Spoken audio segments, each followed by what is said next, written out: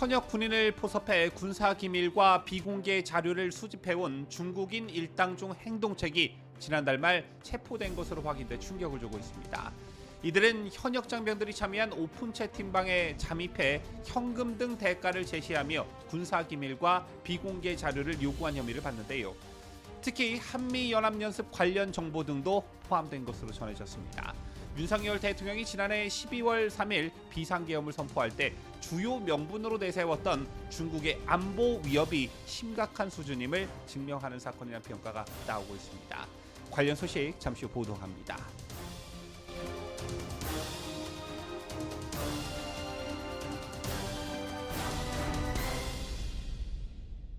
시청자 여러분 안녕하십니까? 뉴스데일리 베스트 민앵커입니다. 지난해 12월 3일 윤석열 대통령이 비상계엄을 선포한 이후 대국민 담화에서 중국인이 연루된 간첩 사건을 언급하자 중국 정부가 공개 반발하는 일이 있었습니다. 윤 대통령은 당시 담화에서 중국인이 군사시설과 국가정보원을 촬영하다 적발된 사례를 들며 간첩죄 개정이 거대 야당의 반대로 무산됐다라고 비판했고, 또한 중국산 태양광 시설이 한국 산림을 훼손할 수 있다는 우려를 제기하며 중국을 강도 높게 비판했습니다. 자, 그러자 마오닝 중국 외교부 대변인은 한국 측의 언급에 깊은 놀라움과 불만을 느낀다며 중국 간첩이라는 누명을 꾸며냈다, 이런 표현을 썼는데요. 하지만 이에 아랑곳하지 않고 윤 대통령은 국회로부터 탄핵당하고 헌법재판소에서 탄핵 심판을 받고 있는 와중에도 중국의 안보 위협을 언급한 바 있습니다. 요즘 세상에 간첩이 어디 있냐고 말하는 분들도 있습니다.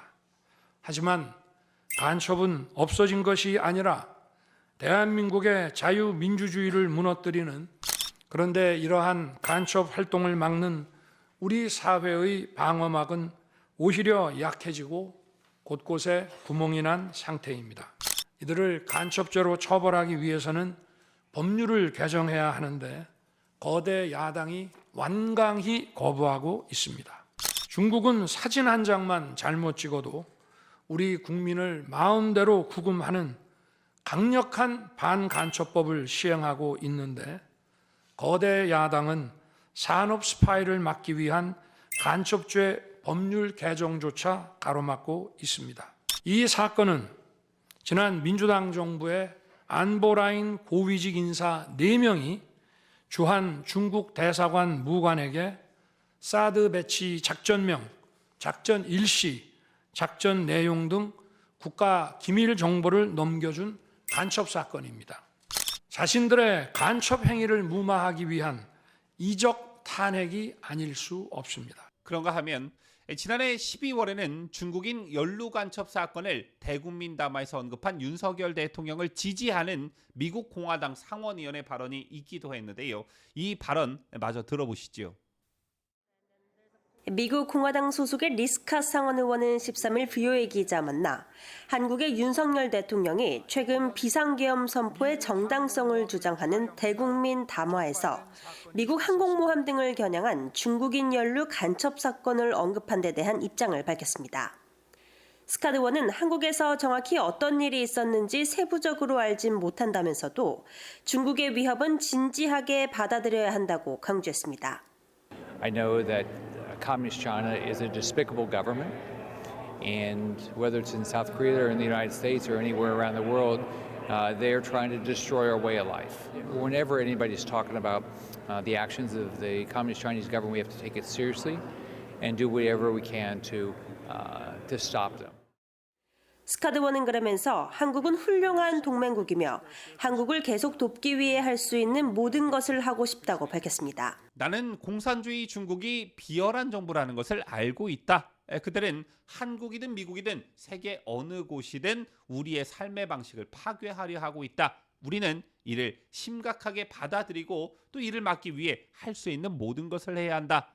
매우 강경한 발언이 아닐 수가 없는데요. 그렇다면 중국 정부가 대변인을 통해 밝힌 대로 윤석열 대통령이 중국 간첩이라는 누명을 꾸며낸 것일까요? 즉 실체도 없는 이야기를 꾸며낸 것이냐, 이런 겁니다. 오늘 이런 소식이 전해졌습니다. 현역 군인을 포섭해 군사기밀과 비공개 자료를 수집해온 중국인 일당 중 행동책이 지난달 말 체포된 것으로 확인됐습니다. 현역 장병들이 참여한 오픈 채팅방에 잠입해 현금 등 대가를 제시하며 군사기밀과 비공개 자료를 요구했다, 이런 것이고, 이들 중국인 간첩들에게 포섭된 병사들은 군 인트라넷에서 한미 연합연습 관련 정보 등 비공개 자료를 제공했다고 합니다. 우선적으로 드는 생각이, 미국이 아무리 우리 최대 동맹국이라 할지라도 이렇게 보안이 허술한 우리나라를 어떻게 믿고 합동 군사훈련을 할 수 있겠느냐, 중국의 정보가 줄줄줄 새는데도 말이죠. 참 참담하다, 이런 생각이 가장 먼저 드는데요. 이 소식 좀 더 자세히 들여다보도록 하죠. 국군 방첩사령부는 지난달 29일 제주에서 한국군 기밀탐지 및 수집 조직의 행동책인 중국인 A씨를 체포해 현재 군사기밀보호법 위반 혐의로 수사 중인 것으로 알려졌습니다. A씨는 조직 총책의 지시를 받고 자신들에게 기밀을 제공 중인 인물을 만나 기밀 제공의 대가를 건네기 위해 제주에 왔다가 현장에서 붙잡힌 것으로 전해졌는데요. 현재 중국인 A씨는 수도권의 한 경찰서 유치장에 구금된 가운데 방첩사를 오가며 수사를 받고 있습니다.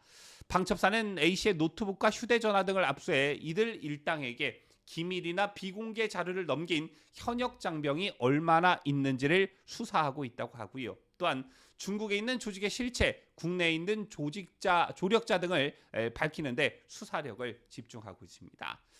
아시다시피 여인영 방첩사령관은 내란 혐의로 구속된 상태이고, 이를 계기로 야당이 방첩사를 휘집어 놓은 상태이기 때문에 이런 혼란한 전국에서 이 사건을 잘 수사할 수 있을까, 이런 걱정도 앞섭니다.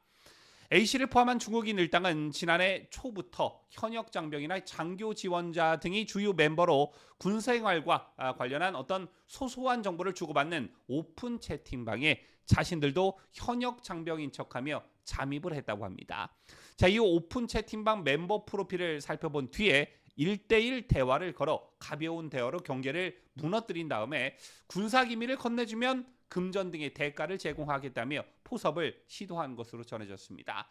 돈으로 현역 장병들을 매수했다, 이런 것입니다. 실제 강원 양구군에 있는 모 부대에서 복무 중인 한 병사는 이들에게 포섭된 뒤 스파이 카메라 등을 부대에 반입해 국방망인 인트라넷에 게재된 한미 연합 연습 진행 계획 등 내부 자료를 촬영한 뒤에 수차례 전달한 것으로 파악됐습니다.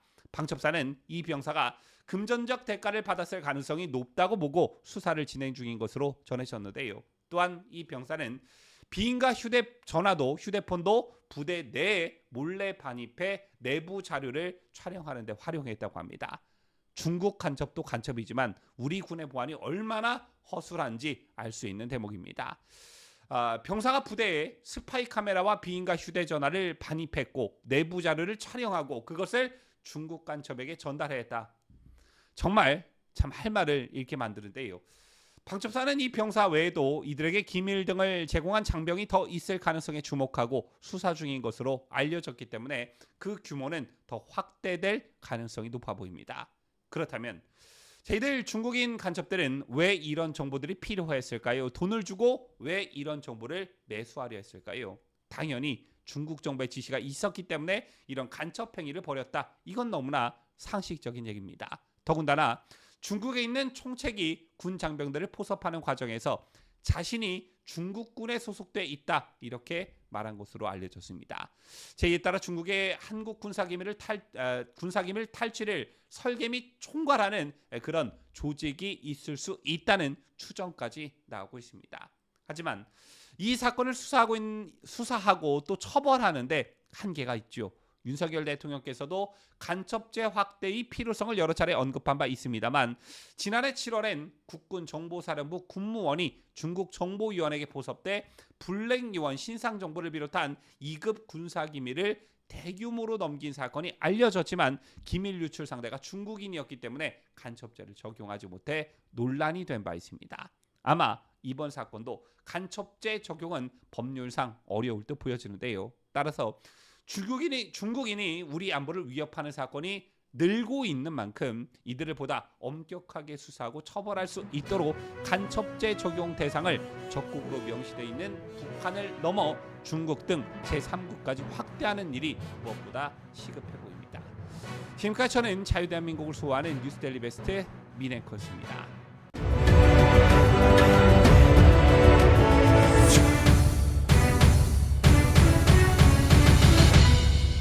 함께해요. 뉴스 데일리 베스트.